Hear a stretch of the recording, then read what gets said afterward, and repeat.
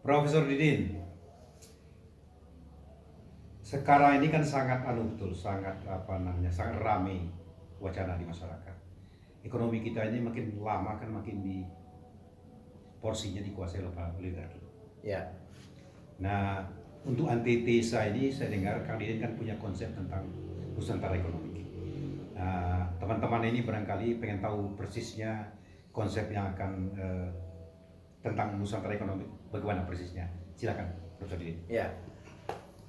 Terima kasih. Jadi teman-teman, begini, saya eh, cukup lama lah mengamati, meneliti dan berbagai puluhan seminar barangkali mengenai perspektif perekonomian nasional ya, yang dari sejak 70 sampai 2008 itu kan Span juga 40 tahun ya? ya, Soeharto berkuasa dan kemudian pembangunan ekonomi di Indonesia berjalan secara sangat sistematis lewat GBHN dan berita-berita.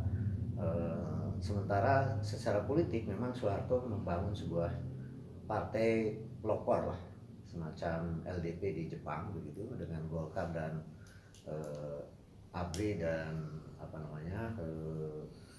Kementerian Dalam Negeri yang Birokrasi. dan birokrasi gitu. Nah, dari sisi politik memang ini sangat represif ya, HAM dan lain sebagainya, demokrasi tidak berjalan dalam pengertian fair antar partai. Tetapi dalam perspektif ekonomi saya melihat bahwa setidak-tidaknya dari 70 sampai akhir 80 itu Indonesia mengalami pertumbuhan ekonomi yang relatif tinggi, 7,5% rata-rata, dan rasio Gini itu bahkan sampai awal pemerintahan reformasi itu 0,32, relatif merata. Namun di akhir pemerintahan Soeharto awal 80 sampai 90 kan terjadi proses liberalisasi sektor real, perdagangan dan sebagainya, bahkan perbankan dan besar modal. Lalu mengalami bubble ekonomi sampai puncaknya yaitu tahun 98 dan Soeharto lengser gitu. Jadi sebenarnya Indonesia punya dua pengalaman dari Orde Baru ini, yaitu sebuah pemerintahan yang dengan pembangunan ekonomi yang relatif pertumbuhan ekonomi tinggi tapi juga relatif merata. Di akhir pemerintahan Soeharto, walaupun terjadi bubble ekonomi, pemerataan masih terjaga gitu. Nah, tapi ketika Soeharto lengser, kemudian ada Washington Consensus yang dibawa IMF karena dianggap ini sebuah keruntuhan sebuah rezim, dan ada rezim baru yang disebut dengan reformasi dan demokrasi langsung gitu. Kemudian agenda IMF ini yang masuk ke agenda pemerintahan era reformasi dari sejak Habibie maupun sampai Joko Widodo. Nah, secara singkat era Habibie, kemudian Abdurrahman Wahid, Megawati sampai SBY itu pertumbuhannya mediocre. Jadi rata-rata sekitar 4-5% lah begitu. Nah, tapi yang terjadi setelah itu adalah bagaimana terjadi swastanisasi yang notabene akumulasi pertumbuhan ekonomi yang relatif mediocre 4-5% itu sebagian besar dinikmati oleh kelompok-kelompok swasta yang sebenarnya transfer dari yang disebut dengan privatisasi itu. Sebenarnya itu dari negara gitu. Karena ada program privatisasi yang didesak IMF, maka sebenarnya terjadi transfer of wealth, yaitu lewat BUMN, lewat pertumbuhan kredit dan sebagainya yang diakumulasi oleh swasta, yang kemudian berbagai insentif maupun kebijakan-kebijakan yang sangat favorable terhadap dunia swasta. Apa yang terjadi setelah 10 tahun ini, 10 tahun artinya lebih ya, sampai akhir era SBY, adalah sebuah pertumbuhan ekonomi yang mediocre itu, tetapi kemudian swasta ini mengakumulasi pertumbuhan ekonomi menjadi kekayaan yang akumulated terhadap kelompok ini. Nah, di saat yang kira-kira mulai awal pemerintahan SBY itu parpol-parpol kan dengan pemilihan pilpres langsung dan pilkada langsung itu membutuhkan dana yang sangat besar untuk membiayai pemilu dan dibolehkannya sumbangan dari kalangan luar. Nah, terjadilah sumbangan terhadap parpol dari kalangan swasta yang telah mengakumulasi kekayaan tadi, plus dari asing juga gitu, terhadap parpol-parpol untuk memenangkan presiden, legislatif maupun kepala-kepala daerah. Nah, disitulah awalnya mengapa kemudian dunia swasta yang makin super kaya, sekelompok pengusaha yang super kaya ini membiayai politik. Nah, itulah kemudian terjadi di satu pihak karena pertumbuhan ekonomi ini makin didominasi oleh komoditas batubara dan sawit, jadi makin tidak industrial gitu. Nah, uang ini adalah uang yang disebut hot money juga. Dia menggelembung pada sekelompok pengusaha super kaya, tapi tidak produktif sebenarnya, karena itu bersifat hot money dari komoditas booming itu. Jadilah dia kelompok yang disebut oligarki bisnis. Oligarki bisnis ini membuat momentum adanya oligarki politik, yaitu sekelompok kecil parpol-parpol yang menjadi broker perantara antara sumbangan dari kalangan oligarki bisnis yang untuk parpol-parpol memenangkan pilpres. Itu korelasinya positif. Nah, jadi korelasinya ini sangat negatif karena timbullah pemerataan yang makin buruk. Rasio Gini pada tahun 2014 itu sudah mengalami 0,41, itu Gini pengeluaran. Tapi Gini pendapatan sebenarnya sudah sekitar 0,5 lebih. Itu sangat buruk. Nah, apa yang terjadi adalah pertumbuhan ini tidak berkualitas, mengalami deindustrialisasi. Jadi oleh seorang ahli disebut sebagai ciri ekonomi kolonial, karena mengekspor bahan mentah kemudian mengimpor bahan industri. Itu isi dari pertumbuhan ekonomi Indonesia, di samping oleh consumption driven itu, oleh konsumsi masyarakat. Nah, kemudian baik perekonomian nasional terdistorti oleh oligarki dan modal asing di dalam konteks pertumbuhan ekonomi yang relatif mediocre itu, pada saat sama daerah-daerah juga mengalami distorsi pula, karena perekonomian nasional yang tidak sehat itu kemudian menyebar ke daerah-daerah, dan di daerah-daerah pun terjadi penyerotan dari daerah ke pusat lewat perbankan. Jadi terjadilah pengeringan likuiditas di daerah-daerah dan kemudian dimanfaatkan oleh kelompok oligarki bisnis dan oligarki politik yang menimbulkan ketidakadilan, ketidakmerataan secara ekstrim. Kalau tadi hanya oleh rasio Gini 0,5 tidak terlalu tampak, tapi kalau Credit Suisse yang mengumumkan bahwa 4 orang terkaya itu sama dengan 100 juta penduduk. Oh, segitu parahnya ya? Segitu parahnya.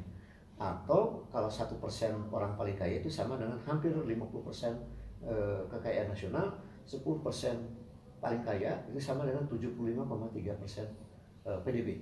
Jadi itu menurut Credit Suisse gitu. Dan Oxfam juga sebuah organisasi nirlaba dari Belanda yang suka meneliti soal ketidakadilan dan ketimpangan gitu. Nah, tetapi yang menarik, di sini saya mulai berbicara tentang local economy.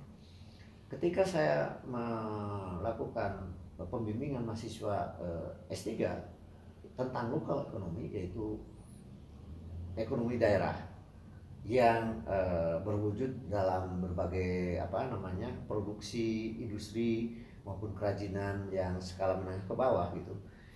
Itu ternyata di kala pertumbuhan yang tidak berkualitas dan dan ketimpangan yang makin ekstrim, itu terjadi kemunculan ekonomi lokal yang sehat. Ini saya nggak ngerti ini apakah sebuah bumper di daerah-daerah yang notabene daerah itu memang baik krisis 98 maupun krisis 2020 tidak mengalami kerusakan yang lebih parah dari tingkat nasional. Karena munculnya lokal ekonomi ini ternyata setelah diteliti di belasan daerah yang saya bimbing itu menunjukkan sebuah persistensi ekonomi lokal yang notabene dia tidak terlalu banyak tidak terlalu banyak bantuan dari baik fiskal maupun moneter lewat perbankan dan sebagainya, tapi banyak memanfaatkan local resources baik keuangan maupun sumber daya alam maupun tenaga kerja, dan hasilnya apa? Mereka berkembang. Jadi kontradiksi ini. Jadi kalau ini lewat terjadi fluktuasi di tingkat nasional sejak era reformasi ini, kalau ini relatif justru berkembang terus. Kalau bisa diketahui itu supaya teman-teman juga tahu, ini di daerah-daerah mana saja yang konsentrasi yang maksudnya yang kecil-kecil atau yang menengah ini cukup dan ada yang besar juga, relatif besar juga. Jadi yang telah saya bimbing ini yang belasan itu adalah sebenarnya ini sosiologi ekonomi makro ya, yang bukan murni ekonomi memang, yaitu meneliti tentang resiliensi dan resistensi ekonomi lokal di berbagai dinamika ekonomi dalam waktu yang sangat panjang. Nah, yaitu ekonomi yang berkembang memproduksi industri tertentu ditopang oleh satu budaya dalam arti tradisi dan agama melekat di dalam pengembangan ekonomi mereka. Nah, itu adalah terkait dengan Bugis ya, yang diteliti di Sulawesi Selatan, di Sulawesi Tenggara, dan yang saya bimbing ini sampai ke di luar Sulawesi, yaitu di Kalimantan Timur. Nah ini yang besar nih sektor. Dan perangkatnya orang-orang Bugis semua. Ini yang Bugis ya. Jadi ini ada Bugis. Karena itu, ada 3 daerah. Saya pernah Pak JK itu bikin paguyuban Saudagar Bugis. Ya. Saudagar Bugis. Betul. Ini pelakunya ini. Salah satunya. Ya. Tidak semua tentu saja. Yang jadi contoh penelitian mendalam ini adalah 3 daerah. Ya. Kalimantan Utara, kemudian Kalimantan Utara. Karena ini daerah sekitar pokoknya antara Kalimantan Timur ke Kalimantan Utara gitu ya. Perbatasan lah ya. Ya kira-kira jadi 2 daerah itu karena ini mereka itu produksi perikanan, tambak. Tambak ya. Jadi dalam perkembangan yang tadinya menengah kecil menjadi relatif besar karena omsetnya itu udah triliun dan mengakuisisi perusahaan cepat dan ekspor. Nah, yang menarik dia di samping tumbuh tinggi pesat, tetapi dia kemudian dengan tradisi Bugis dan agama dan adatnya ini kemudian ada perilaku ekonomi yang tidak semata-mata maximize profit, tapi ada motivasi tradisi Bugis dan agama dalam pengertian misalnya ada 4 penggawa gitu. Tapi kemudian karyawannya yang anak-anaknya kurang mampu diberi beasiswa, kemudian dihajikan, misalnya, itu sebagai bonus misalnya. Nah, yang menarik ini bantuan pemerintah pusat itu minim sekali. Bahkan mereka perbankan pun itu perbankan lokal, tidak dari pusat, daerah gitu ya. Nah, sampai secara mendalamnya di daerah sana itu akhirnya berkembang sebuah perekonomian yang lokal yang berkembang sangat pertumbuhannya sangat tinggi, tapi juga merata dan adil gitu dipersepsikan karena kemudian masyarakat sekitar ikut menikmati berbagai pekerjaan, berbagai kegiatan pelipat gandaan pekerjaan, kegiatan ekonomi lain dan sebagainya. Nah, dan sampai menemukan sebuah tesis baru dibanding Gates yang kalau itu katanya bahwa antara ya, Islam ada abangan, ada abangan, ada santri gitu, ada priayi. Ini tidak terjadi. Padahal yang mestinya para penggawa itu adalah kan para priayi gitu. Ini enggak, para penggawa itu sendiri adalah orang Bugis yang sangat taat agama, tetapi sangat jadi pelopor untuk pertumbuhan ekonomi di wilayah sana, tapi juga sangat peduli terhadap perkembangan karyawannya maupun masyarakat sekitar. Nah, ini mirip ada juga di Bugis Sulawesi Selatan dengan produksi tenun. Yang ada yang ekspor, ada yang regional, ada yang antar daerah dan sebagainya. Kalau yang tenun yang di mana? Di Wajo, di Wajo. Wajo berarti di daerah, jadi dari Makassar. Oh, sama ya, Sulawesi ya. Ya, Sulawesi. Ya. Itu 3 Bugis. Kemudian yang Sunda itu Saudara Jamilah ya, itu di Tasik dengan bordir. Ya. Itu wilayah Tasiknya itu sampai memberi sumbangan kepada PDRB Kabupaten Tasik. Dan dia bukan hanya di Tanah Abang yang menguasai bordir di Tanah Abang, tapi sampai ke ekspor ke Malaysia sama Brunei sama Malaysia, Brunei dan Singapura. Omsetnya juga saya kira udah T juga itu. Jadi skala besar. Itu adalah dia memberikan sumbangan pada PDRB, pada pertumbuhan ekonomi, tapi juga kepada pemerataan. Karena karyawan-karyawan yang taat agama ini dengan tradisi Sunda yang sudah berabad itu ya bayar zakat, bayar infak, bayar sedekah, tolong menolong, tapi kemudian dianggap sebagai kegiatan ekonomi juga gitu. Ini Jamilah ini ibu pengusahanya perempuan? Bukan, dia ini Bapak? Disertasi ini. Disertasi. Oke. Disertasi. Semuanya disertasi ini. Oke. Yang mendeskripsikan tentang pelaku ekonomi. Di Tasik ya. Di Tasik. Ya. Tadi kan di Bugis pemain yang di Tasik yang di ini berapa pemain yang border? Cukup banyak. Iya, ratusan lah. Karena sampai ekspor ke Malaysia segala macam kan. Ratusan lah. Ya. Tapi itu ada pelaku industri bordir di lokal itu terjadi apa yang disebut dengan kemitraan. Jadi ada pengrajin yang kecil menengah, tapi ada yang besar, tapi juga ada yang pedagangnya. Iya. Ada yang dagang langsung di Tanah Abang. Iya. Dan di Tanah Abang ada yang sampai ekspor langsung, ada yang dari Malaysia ngambil ke Tanah Abang dan lain sebagainya.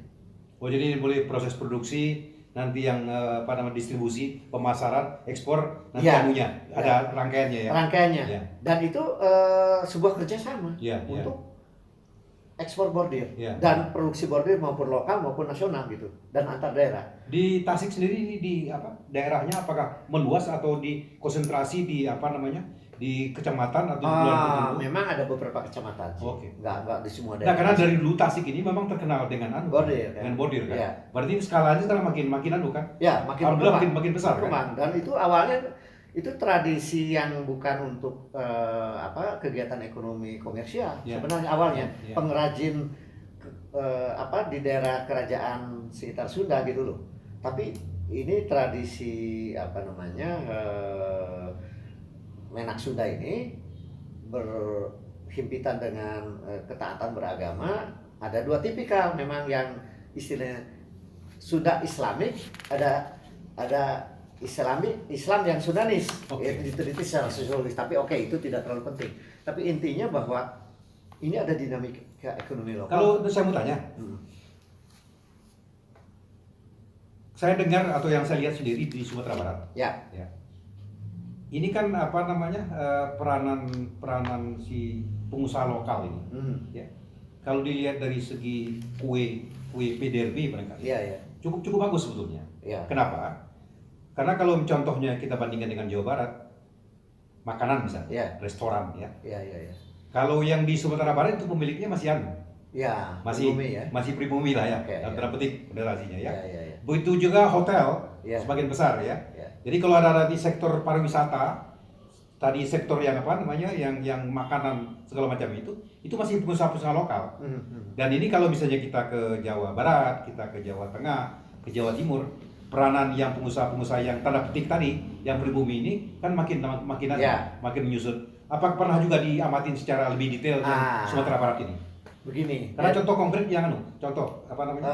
Retail. Retail apa namanya? Retail kayak Indomaret. Oke. Ini kan retail apa namanya apa istilahnya? Retail ya apa namanya? Toko yang model Alfamart. Ya, itu dan sama Indomaret. Di Sumatera Barat yang saya tahu itu nggak diizinkan. Ya. Makanya kalau yang berkembang itu memang milik dari apa namanya? Pengusaha lokal gitu. Ya, nah, ya. Silakan, Profesor Didi. Jadi gini, yang saya teliti ada Sunda, ada Bugis, ada Minang, ya. Tapi Minang ada ya? Minang ada, tapi sawit ya. Oh, sawit. Okay. Kemudian ada Minang di luar Minang, di luar Sumbar, yaitu di Bengkulu, yaitu sawit sawah. Kemudian ada batik Pekalongan, ada perikanan di Semarang, ada Osing di pariwisata di Banyuwangi. Kemudian Cirebon. Oh, cukup merata ya? Ya, Cirebon. Ya. Cirebon itu apa produksinya Cirebon? Rotan. Oh, oke, rotan. Rotan. Dan itu triliun juga ya. Triliun juga ya. Itu mirip ciri-cirinya yang saya gambarkan seperti Bugis maupun Sunda ini. Mirip. Ya.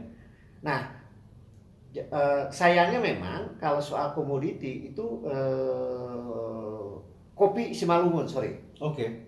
Nah, kopi Simalungun, Osing Banyuwangi. Jadi ada belasan lah yang diteliti. Memang kalau komoditasnya itu fokus. Kalau ada kopi, ada bordir, ada tenun dan lain sebagainya. Nah, tetapi karena ini tesisnya tentang budaya ekonomi dan lokal ekonomi yang notabene adalah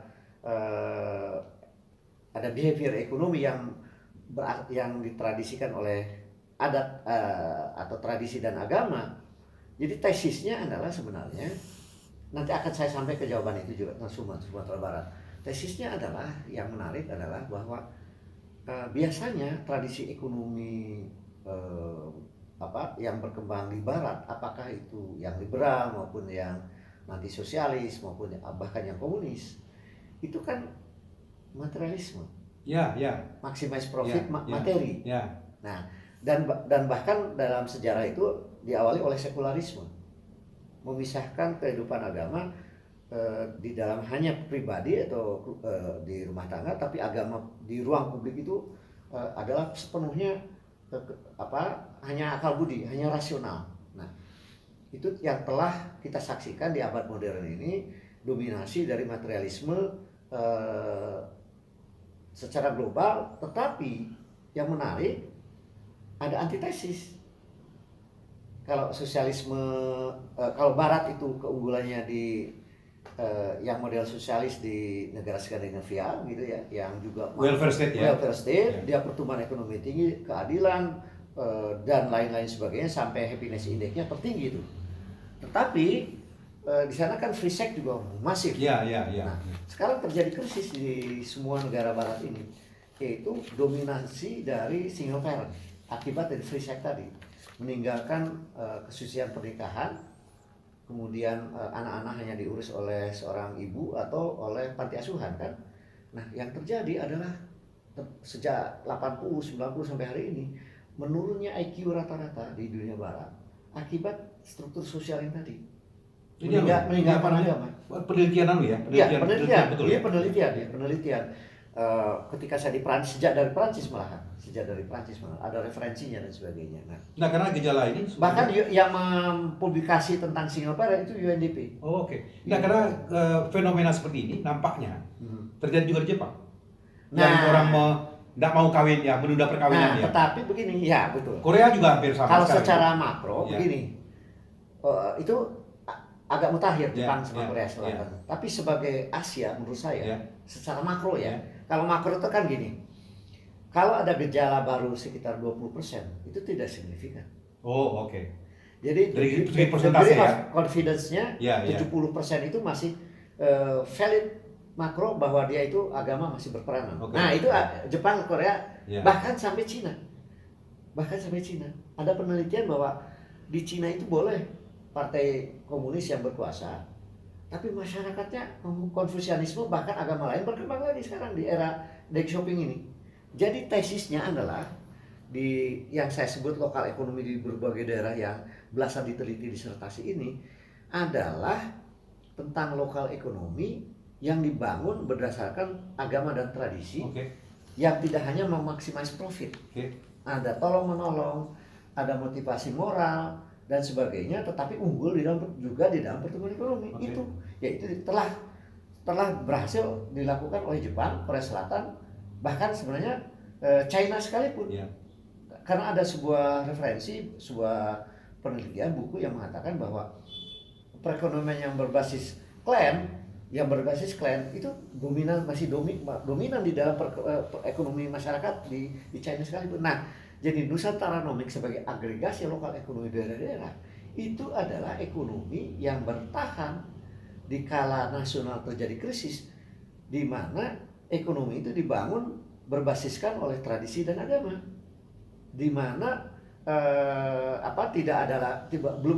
atau katakanlah masih signifikan lah keluarga-keluarga, institusi pernikahan dan institusi keluarga yang oleh Naismith dikatakan bahwa Asia akan bisa memenangkan kompetisi dengan Barat karena institusi keluarga. Itu sistem jaminan sosial bukan hanya negara tapi berbasis keluarga, tolong menolong antar keluarga. Bahkan saya mau masuk nih. Jadi Saya potong sedikit. Ya. Jadi ini justru angin segar sebetulnya. Iya. Di sekarang ini kan maaf saja Ya. dengan media dengan segala macam itu seolah-olah ekonomi nasional ini dengan dikangkangin para oligarki. Ya. Sepertinya kan udah harapannya kan makin Ya. tinggi sini. Tapi kalau dengar dari tesis dari Profesor Didin ini, Ya. harapannya kayaknya Iya. masih nih. Bahkan kalau menurut saya ya. ini fight back nanti. Oke. Jadi ekonomi lokal ini kalau seandainya well organized, artinya ditunjang juga oleh bukan intervensi ya, tetapi oleh fasilitasi, oleh program yang favorable. Kalau sekarang itu kan ada Kementerian Negara UMKM. Betul. Bambang juga katanya untuk UMKM sekarang menyediakan kredit. Iya. Itu bukan itu, maksudnya bukan seperti Daripada itu. Jadi gini, seluruh program yang memberdayakan UMKM, koperasi, ekonomi rakyat dari pusat itu diteruskan saja. Oke. Tetapi dengan ditemukannya tesis tentang keunggulan Nusantaronomics yang notabene mirip Jepang dan ASEAN Way, itu bentuk fasilitasnya nanti kayak apa? Jadi yang saya bayangkan, misalnya Menteri Dalam Negeri bersama Menteri Koperasi, Menteri Pariwisata, bahkan Menteri Perekonomian, Menteri Keuangan dan sebagainya, itu merumuskan sebuah program. Satu, adanya digitalisasi UMKM ada di daerah-daerah. Digitalisasi untuk apa? Untuk mencari input yang paling unggul, untuk memasarkan kemana saja yang di luar daerahnya ke daerah lain, bahkan ke ekspor. Itu yang kita dengar yang di Thailand sudah berjalan sangat betul, sangat masif itu. Betul. Ya. Nah di kita belum. Oke. Di kita belum. Jadi digitalisasi UMKM, pemerintah ini fasilitator, jangan ada intervensi. Mereka berkembang sudah menjadi entrepreneur yang unggul, tinggal disentuh, diberi fasilitas ada market intelligence, economic intelligence, mereka ekspor ke daerah lain dan memakmurkan sekitar. Karena tradisi ekonominya sudah terbangun. Itu yang saya bayangkan tentang Nusantaronomics di era nanti 2024 sampai ke 2045 dan selanjutnya. Jadi Indonesia Emas itu sebenarnya menurut saya adalah perspektifnya Nusantaronomics, bukan liberalisme. Yeah. Dan Nusantaronomics, nah ini kesimpulan terakhir saya, adalah Pancasilanomics in living economy. Jadi Nusantaronomics adalah praktek ekonomi Pancasila yang hidup di dalam ekonomi lokal di seluruh Nusantara. Itu yang akan memakmurkan, memberikan pertumbuhan yang tinggi tapi berkeadilan dan memberdayakan. Tidak ada dikotomi antara pertumbuhan dan pemerataan. Kalau disandingkan ini dengan oligarki dan dengan Nusantaronomics ekonomi pelaku yang kian banyak. Ini mereka ke depan ini memang harus apakah rivalitas bukan atau simbiosis, bagaimana kaitannya bagaimana? Ini terakhir ya mungkin karena 5 menit lagi. Jadi tesis saya memang awalnya 2024 ini. Jadi sebayangkan ada pemerintah pusat yang pelaku-pelaku besar yang sekarang ini kurang sehat karena bersifat rent seeking, bahkan oligarki gitu kayak kartel dan macam-macam, itu sebenarnya aset bangsa. Tapi karena godaan politik dan dibolehkan oleh undang-undang, lalu mereka jadi nyumbang politik dan sehingga mereka tidak menjadi pemain industrial. Jadi nanti pemerintah pusat buatlah sebuah undang-undang di mana dilarang sumbangan pihak luar, khususnya partai-partai terhadap dunia politik. Tapi fokus saja para konglomerat ini untuk jadi pemain industrial yang efisien dan inovatif. Itu satu. Tapi Darah undang-undang politik. Oke, darah merahnya selama ini partai politik kan dari sumbangan ini. Jadi partai politik yang masuk 2024, tapi belum 2024 Ya. mungkin ya, nanti undang-undang berikutnya. Paling tidak nanti ada inisiatif dari presiden baru untuk ada undang-undang baru itu yang melarang sumbangan, tetapi yang masuk pada parliamentary threshold itu dibiayai oleh APBN. Karena APBN nanti akan fokus pada parpol yang masuk di parliamentary threshold dan mereka tidak digantoli atau diintervensi oleh para oligarki tadi, karena para pengusaha akan fokus pada industri. Partai politik lalu tenang saja karena dibiayai APBN penuh sepenuhnya. Apakah cukup uangnya? Cukup. Nggak habis uang APBN itu. Enggak. Ya. Enggak, karena apa? Selama ini karena habis oleh korupsi, habis oleh kebocoran. Ini kalau skenario yang demikian, maka korupsi akan nol, kebocoran akan mengarah ke nol, karena KPK lalu ke undang-undang lama, kemudian MK juga ke undang-undang lama, tidak ada, ini masing-masing independen gitu, masing independen. Karena sekarang itu kan 20% itu kan dianggar APBN sekarang dialokasikan untuk bidang pendidikan. Ya. Dan itu boleh dikatakan mungkin 15% itu untuk guru segala macam kan. Ya. Ini udah 20% kan. Ya. Kalau ditambah lagi nanti yang biaya politik ini, APBN ini menurut saya nggak habis, masih ada sisa untuk nanti. Jadi gini, selama ini sudah ada sumbangan terhadap parpel, tapi masih menerima sumbangan dari luar. Oh ya, oke. Nah, sudah ada, cuma tidak besar. Ya. Nanti diperbesar, tapi bisa kalau memang pemerintahnya bersih dan kemudian fokus dan tidak ada kebocoran, korupsi, itu saya hitung itu cukup. Cukup. Jadi nanti kita politik menjadi lebih beradab, daerah-daerah akan bangkit, yang disebut pengusaha besar yang sekarang jadi oligarki akan fokus, dan ada undang-undang hilirisasi loh. Dipaksa mereka tidak boleh mengekspor kalau bahan mentah, apakah itu sawit atau batu bara atau yang untuk baterai. Nggak boleh. Nanti ini sebenarnya Pak Jokowi sudah mempelopori, sudah ada yang berhasil. Itu di daerah Jawa Tengah atau Jawa Timur lupa saya. Itu kan dibuatkan satu wilayah industri untuk mengolah tembaga, emas sampai nikel. Oke. Diolah di situ. Oke. Sudah dilakukan. Tapi baru itu Jokowi. Karena terlalu selama ini ke IKN, ke infrastruktur yang belum tentu ada gunanya dan sebagainya. Tapi kalau nanti lebih fokus ya ke pertumbuhan yang berkualitas dan berkeadilan, saya kira menurut saya semuanya akan sehat, APBN pun akan sehat dan cukup untuk biaya partai-partai yang masuk ke bisa APBN bisa mendukung ya. Ya. Belum perbankan yang lebih berkeadilan lagi. Ya. Jadi nanti perbankan yang 8.000 triliun pun pengusaha besar itu jangan dari bank lokal dong. Iya. Jadi nanti porsi yang 18% sekarang untuk UMKM itu bisa dibalik dari 80%, 20% yang untuk pengusaha besar, dan selainnya dia cari sendiri karena dia sudah levelnya udah internasional. Jadi mereka bisa menggalang dana di luar sana. Iya, begitu maksud saya. Jadi memang ini penuh sebuah gagasan besar, perlu pemimpin besar yang bersih tapi juga visioner dalam rangka melaksanakan ini. Terima kasih Profesor Didin atas pencerahannya tentang Nusantara Nomics kali ini. Di lain kesempatan akan lebih kita dalami nanti barangkali. Terima kasih. Selamat malam, selamat siang, selamat sore ya. Assalamualaikum. Waalaikumsalam warahmatullahi wabarakatuh.